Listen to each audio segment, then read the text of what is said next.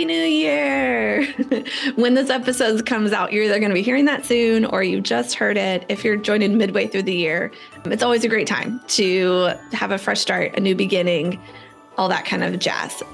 However, not everybody feels jazzed this time of year, particularly with all the spending that just happened last month, with the credit card bills that might be coming soon, with the lack of a bonus you might have gotten, right? Anybody get the welcome to the jelly of the month club instead of the bonus they thought they were going to get?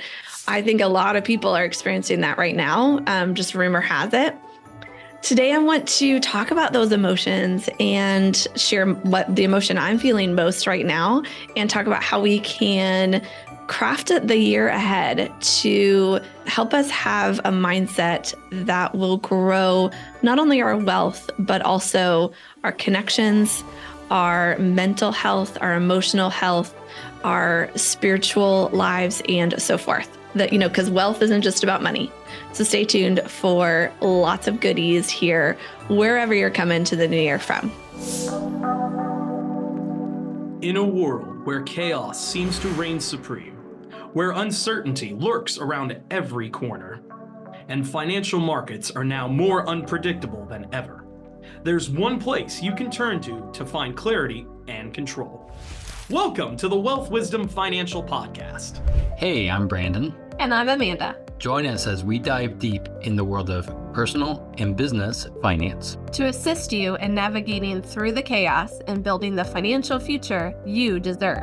We believe when conventional financial thinking doesn't get you where you want to go, you need wealth wisdom. So if you're ready to take control of your financial destiny, tune in to the Wealth Wisdom Financial Podcast. Because in a chaotic world, your money shouldn't be. Subscribe now and never miss an episode. Okay, so people often experience a complex mix of emotions around New Year's Eve, New Year's Day, into January. I'm going to kind of list some. So, and you're probably going to find a place within these ideas that resonates with you. And I want you to know you're not alone. There's lots of other people feeling the same thing. So maybe you feel hope or optimism about the fresh start, anticipating positive changes, viewing the year as a blank canvas for achieving goals and dreams. Maybe you have a sense of renewal and possibility, feeling energized to make resolutions, embrace new opportunities. However, this time can also bring lots of anxiety and pressure. Some people feel stressed about unfulfilled goals from the year before or worried about meeting expectations they're setting for themselves.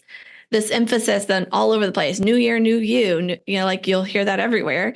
That can be overwhelming or artificial to many. Go back a couple episodes where we talk about it's new year, same you, and you're just starting a new chapter, not restarting all over again, but you feel this constant bombardment from other people to reinvent yourselves. And that's just really overwhelming, anxiety producing and pressureful.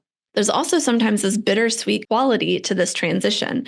You reflect on the past year, and that might bring some gratitude for good moments, but also some sadness about difficulties or losses that you experienced the year before.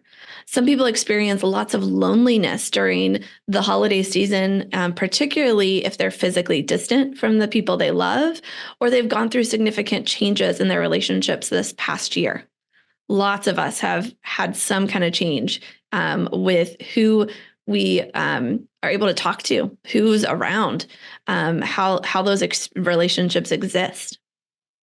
This holidays can also trigger more of like an existential thought about the passage of time, like some wishful feelings or melancholy about growing older, seeing the years pass. Even my 6-year-old was saying, boy, this year's flown. And I'm like, you're 6 and just wait till you're 40, right? Or 60, right? Others might feel kind of an ambivalence or skepticism about the arbitrary nature of calendar-based fresh starts, like, it's just another day, another day, another dollar.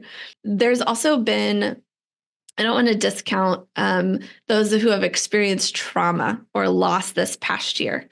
And the new year might bring complicated feelings of grief, but mixed with a feeling of hope and, for healing from that trauma. And some people simply just feel the complicated mix, right? I want to keep grieving, but I also want to look for healing. And I don't know which emotions I should be feeling, which there is no should, just feel the feels, right? And then of course there's those that just feel neutral, indifferent, just another day, right? This is what I'm going to tell you how I'm feeling. I'm actually recording this mid-December, so I don't know how I'm going to feel on New Year's Eve, New Year's Day when the episode actually comes out. But today, I still have a lot I want to get done by the end of the year. I have a lot I want to do next year. We've set our goals for the next year. I still have things I need to fill in with those goals and timelines. And I'm feeling really overwhelmed with all the things I want to do. If you listen to the last episode, you know I always try to do too much.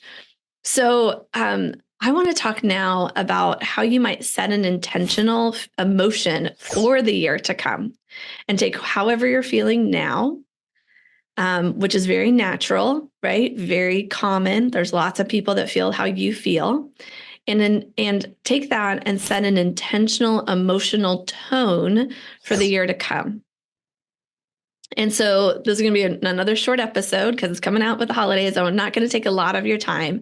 Just going to invite you at some point, maybe while you're listening, or maybe at some point over the next few days, maybe later today, just to sit quietly and reflect on the emotional state that would best serve your well-being and your goals this year.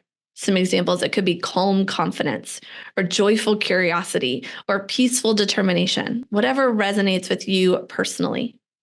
And I like that kind of two words to it. It's not one emotion, it's two emotions.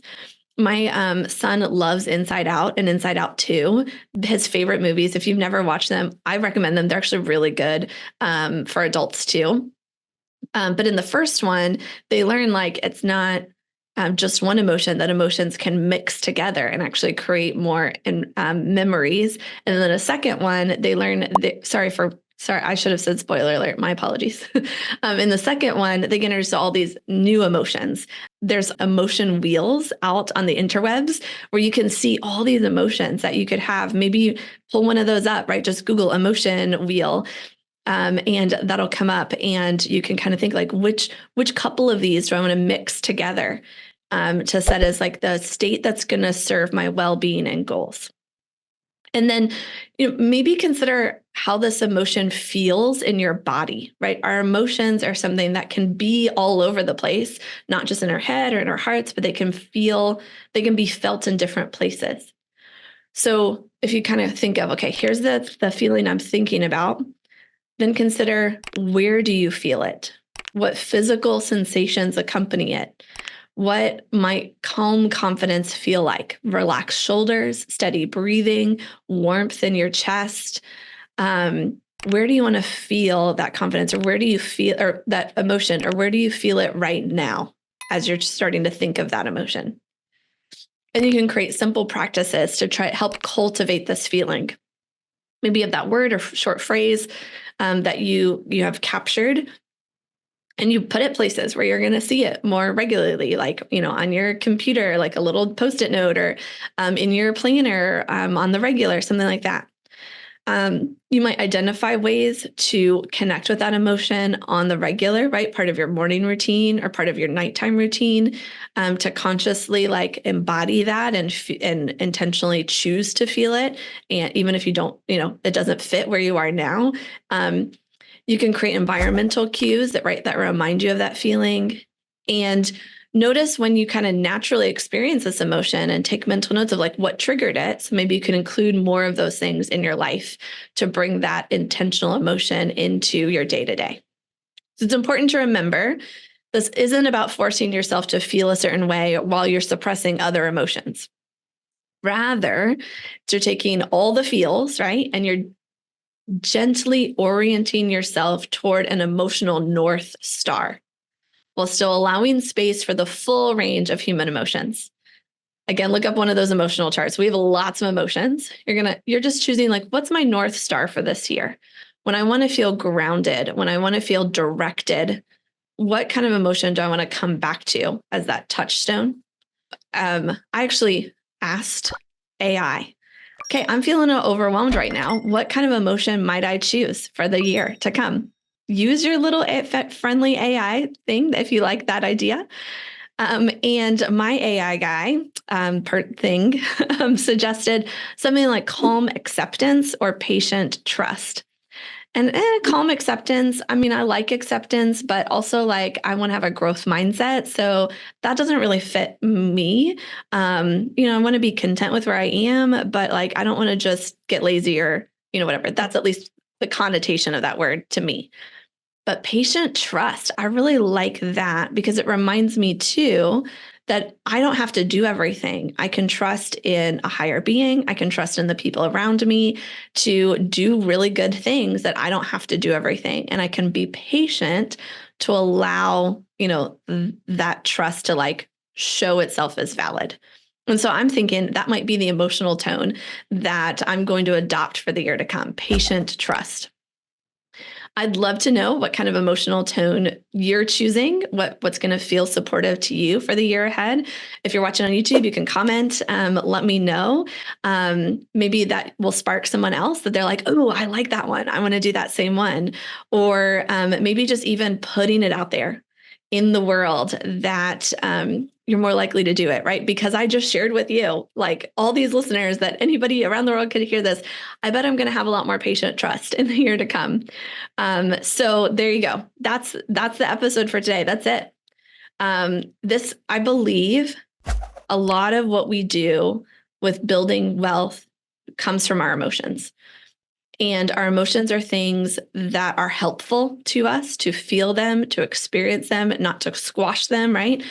But also to guide them and to have those places where we can intentionally feel certain things that are helpful to us and our journey with our money, with our relationships, with ourselves, and build that confidence and that excitement, that chutzpah for the year to come, the courage for the year to come. So hope that was helpful to you. If you love this kind of thing and you want more of it in your 2025, I would welcome you with open arms into the Wealth Wisdom financial community. You can join at wealthwisdomfp.com/community. We have lots of things we do there, group coaching, lots of articles that we publish to go deeper into things. There's actually a whole library of things. You could search and find what's helpful. And then we publish new stuff on the regular.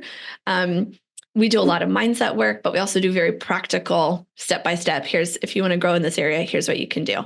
Again, join at wealthwisdomfp.com/community. You can join for free. You can join on a monthly, or you can even join for $97 for the full year and get all the goodies, have lots of fun this year, and grow in lots of different ways. Not just your money, but also how you feel about it, what you do with it, with your business, with your relationships, build new relationships, all those kind of things. I'd love to see you in there. Again, it's wealthwisdomfp.com/community. Okay, we'll be back to regularly scheduled programming next week. So be sure you hit subscribe so you don't miss an episode. We've got awesome themes and content coming your way this year that I can't wait to share with you and see how it helps brighten your future and help you live long and profit. Take care and Happy New Year.